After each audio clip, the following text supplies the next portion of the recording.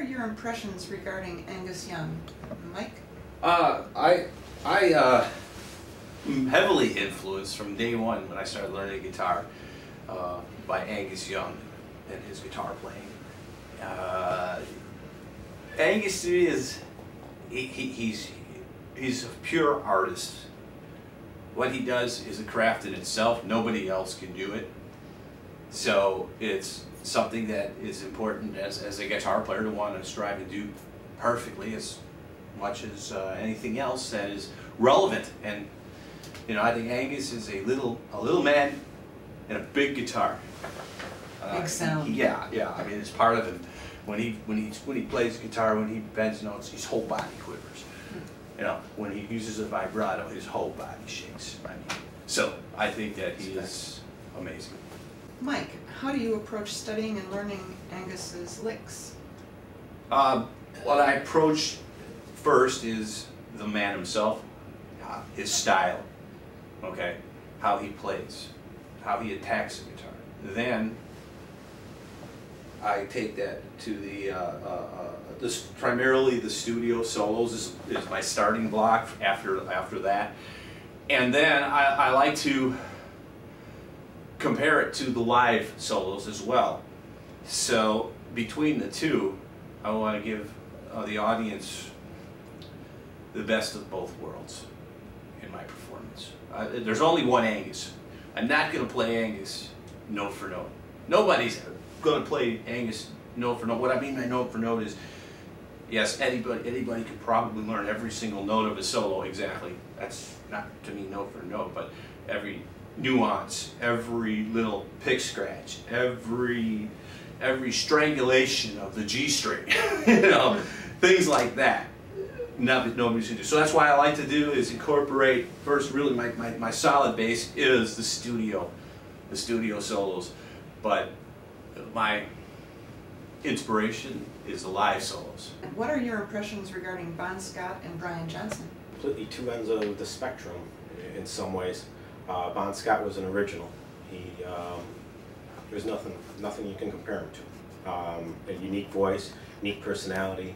His charisma came across in studio albums. Just the way he would say certain things, and you know, a little smile in his voice, that he glint in his eye when he would say something, you know, and you knew it had a double entendre meaning there. When he passed away in 1980, and Brian Johnson came in, it was totally a different band. But yet it's probably one of the biggest selling ACDC albums ever. Over 43 million, 44 million copies at this point. The band goes on in a different way, but with some similarities. Even when they do them live and stuff, they do them, but you still hear Bon Scott somehow in there. When Brian Johnson sings them, they're just not the same. He does them well, by all means, and you know, hats off to you by all means. But Bon is missed. But when we play, you know, it's a special time when we do Bon Scott songs for me. I always thought that Bon Scott was a very charismatic artist. None quite like him. Here's a guy who doesn't just sing the song, but paints a picture, performs the song.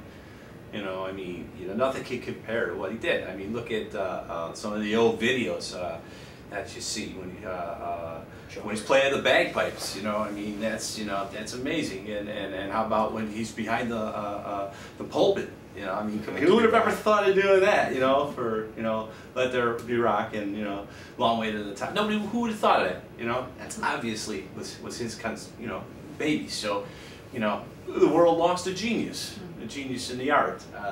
You know, and however, I mean, the man who filled the shoes. You know, well, I mean, he was handpicked.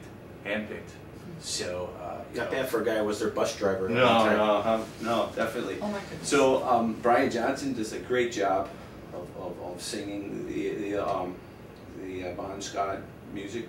He also does a great job on his own, and I mean, remains true. As far as I'm concerned, they still remain true to their sound. Although you may hear some different feels, they still remain true. So and that's evolved. Their I say sound, they've their evolved. sound, like you say, their sound. You know. The brothers, Malcolm and Angus, they have that sound. Absolutely. Where one guy is playing one kind of thing, and the other guy's playing a different chord. Got, like in the beginning of Shoot the Thrill. Yeah, in the beginning of Shoot the Thrill, where you're playing one thing and Malcolm's playing the other thing, and together it makes it one song. Big sound. And the different sounds of the guitars too make it one big guitar sound. Right. Also. And that's just through time. The ACDC sound has just evolved. Yeah. So Jim, how do you capture the differences in inflection and tone between the two vocalists? And what do you do to match their live performances? Gargles with sandpaper. No, actually, it just comes out this way. Every band I've ever been in, we've done ACDC. I've been the one singing it, and just a couple of shots of whiskey maybe, to get it looped up and scream a little bit and roughen the vocal cords up like they're getting now. I could probably do Thunderstruck right about now. But no, it just takes a little bit of loosening your voice up, and just, my voice just happens to match it. Live way, like I said, I got my little hat, got some clothes that match. Looks, you can only go so far with, backlighting helps a lot. The fog. In terms of gear, what do you use? Old Marshall amps, cabinets, a tuner, cable, and a variety of Gibson SGs. The Gretsch? Good mic. Oh, the Gretsch! Yeah. That started out as a stock a Gretsch Electromatic. Excuse me. This is the attention to detail part. Yes. Okay. It started out as a stock Gretsch Electromatic guitar. Semi-hollow body, so it has F holes. If any of you are familiar with Malcolm's guitar, this guitar didn't look like it. It only had two pickups in it. So we took a picture of Malcolm's guitar. Anyhow, we took a great picture, and we gave it to Third Coast Guitars, and we gave them the Electromatic. Said, we want you to turn this guitar into this guitar. And after they got done, that's pretty much what they did. They put it's a T.B. Jones pickup supplied, you all should come to the show and check it out, or take a look at it on the website. What's the website, Mike? The website is www.tnt-chicago.com. Also on MySpace, TNT Chicago, and on Facebook. Yes. You'll find us. Go on YouTube, look at the videos for free, and come out and support local rock. Okay. Thank you, boys, for coming out today. It's good to have all this information. It's good to be had. All righty.